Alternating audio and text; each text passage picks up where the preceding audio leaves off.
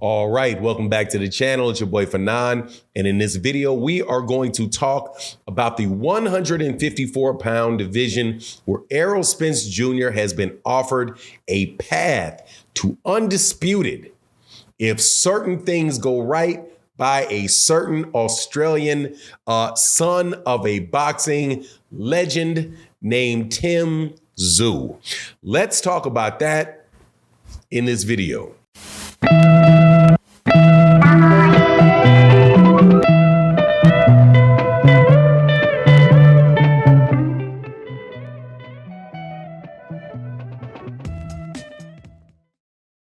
All right, welcome back to the channel. It's your boy Fanan, and in this video, we are going to talk about the 154-pound division where Errol Spence Jr. has been offered a path to the undisputed title that does not include his stablemate Jermell Charlo, and that is by Tszyu of Australia, the son of Tszyu. Before I get into that, though, let me welcome you back to the channel. If you are new to the channel, please accept my invitation to hit the subscribe button, hit the bell icon so you can be notified of when we release more videos. Also, thank you to everybody that supports in the super chats and in the cash apps of the live streams that we do Monday through Monday. Very important to the channel, so thank you to everybody that comes by, and thank you to everybody that supports in the super thanks of videos like this. It really is a great way to support content creators like myself and others that you like, to encourage them to and enable them to continue to do the work that they do. So thank you guys so much. If not, hit that like button.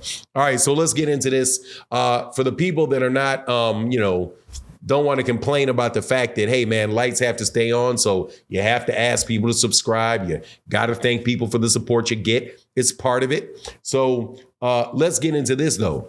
Errol Spence Jr. was denied a shot at undisputed by Terrence Crawford when Terrence Crawford ducked him for those fights.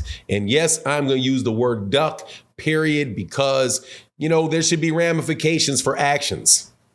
And when you turn down a fight like that, under very dubious circumstances, and then you enter into negotiations to move yourself. Now, he's not done it yet, but Terrence Crawford moves himself into negotiations, into a position to sign with somebody that will make it even more difficult to make a fight with Errol Spence Jr. and delay the time and all of that. You just have to say, man, this guy does not want this fight. Let's stop acting like he did. But so where does that leave Errol as far as Errol's legacy? That it seems so many, I don't want to call you Terrence Crawford fans, because I don't think that's what you are, but people that just seem to be gleeful at the fact that Errol Spence Jr. will not be able to get that accolade at 147 pounds because Terrence Crawford wouldn't fight him. Well, it seems as if Errol Spence Jr. has a light way at the end of the tunnel that was being offered to him by a guy named Tszyu, who was asked about Errol Spence Jr. moving up to 154 and said, look, man, I'd be excited about that because that brings money to the division. So absolutely, I think that's great that he's moving into the division. And as most people know, that's the truth. Errol the Truth Spence. Every time I say the truth, I want to say Carl the Truth Williams. Errol Spence Jr. or Errol the Truth Spence is a guy that has a stadium which can fill up with 45,000 people, or 50, shoot, as many as 60,000 people at Dallas Stadium. He's somebody that does big pay-per-view, that does legitimately solid pay-per-view numbers where you generate a lot of cash, both for you and the person that you're fighting, because, Errol Spence Jr. doesn't seem to be somebody that's unfair in negotiations or overly selfish in negotiations. Doesn't seem to ask for a lot of concessions from other people for the sake of ego, from what it looks like to me. But anyway, that's me dissing on a little side, and a little bit of that. But anyway, you get my point. This is something that, is good for everybody at 154 pounds. The Erics and Lubins, the Tony Harrisons, everybody there, because this guy is somebody that can really bring a lot of cachet to the division. Also, it allows for a potential path to Undisputed for Errol. However, I have to tell you, I say potential because that's all it is, because more than likely Tim Tszyu ain't about to get past Jermell Charlo. And Tim Tszyu actually now has two difficult fights that he has to get past. He has to get past Tony Harrison, and Tony Harrison is no easy fight for anybody. I mean, including Jermell Charlo. If you saw the two fights that Tony Harrison had with Jermell Charlo, if Tony Harrison can stay out of the way of the power shots of Tim Tszyu, man, it's going to be tough on Tim Tszyu to get past Tony Harrison. And now they are fighting in Australia, which means it's going to be Tony Harrison's really going to have to do something to secure that win there, right? Really box and make sure he clearly wins most of the rounds, if not all the rounds, to get that call over Tim Tszyu. But anyway, if he gets past that, then he's got to get past Jermell Charlo, where I think, honestly, man, Tim Tszyu is tailor-made for Jermell Charlo. But let's just say that happens. Let's say that happens. Then what do you have with Tim Tszyu?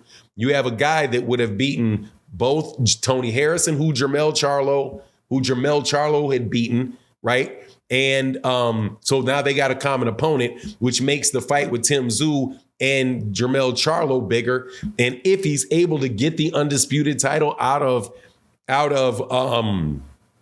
Jermell Charlo, then you have the storyline of a guy that beat both those dudes, an undisputed champion, and then you have Errol Spence Jr., a 3-belt holding cash cow with the same trainer and fighting out of the same gym, or the same, not necessarily the same gym, but the same stable as Jermell Charlo, going into a fight with Tim Tszyu. And the style of those fighters are very, very, complementary. Tim Tszyu is going to be right there.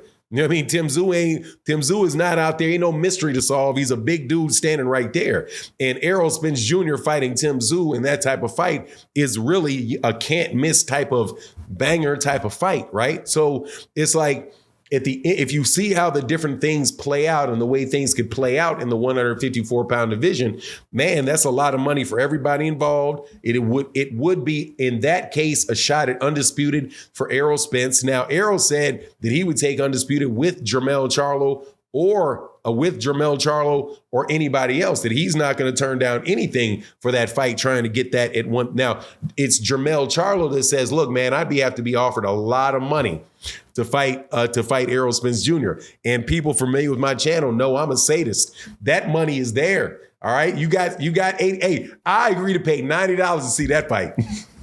I will buy a ticket. I'll buy a $1,500. I can't pay $2,000 for a ticket. I ain't got that type of money. But if I can get one of y'all for like $1,100, $1,200, I may be able to do it. You know what I mean? I got to stay on my budget. But anyway, man, I just wanted to do that. Look how things are playing out at 154 pounds. We may actually get some good stuff. We're going to get good stuff anyway because of the the Tim Tszyu versus, I probably said Costa Tszyu several times through here. But Tim Tszyu versus,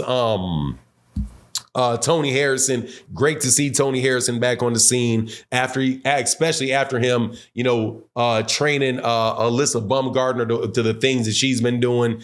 Then if no matter who wins that fight, you're going to get the winner of that with Jermell Charlo, which is excellent, and then you got Errol coming into the division, right, where any number of great fights can happen, I think. And also it's a very, very PBC heavy weight division, which means that there's not going to be a lot of you got to do what I say type of stuff coming from other people. But anyway, that's my take on the matter. You let me know what you think in the comment section. And with that, I'm out. Dos Equis. Peace.